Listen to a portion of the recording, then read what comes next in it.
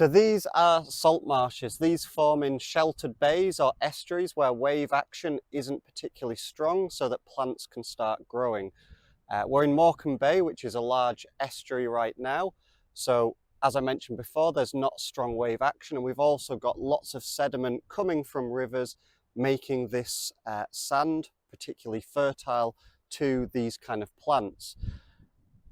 The first plants that start growing, it's just like a sand dune. These are halophytes.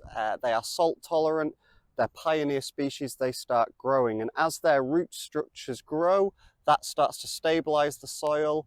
With their stems and leaves, that slows down the flow of the seawater and leads to deposition, until eventually you can see the raised level of the salt marsh here. So if we're thinking about coastal protection, these actually increase the height of the shore, therefore protecting the land. Also, with all of that vegetation, that causes friction and again slows down the waves, so by the time they reach the shore where there's important buildings, the wave energy is much reduced, or in this case, the waves no longer reach the shoreline, which it did maybe 10, 20 years ago.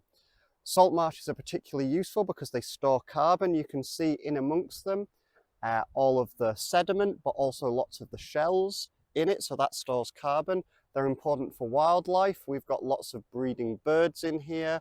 We've got lots of invertebrates, things like shrimps, crabs. They're often referred to as fish nurseries. They can be used for pastoral farming, so farmers can put things like sheep or goats on this, and also they're used for recreation. So this area here behind is popular for people taking a weekend walk or taking their dogs along for their morning walk.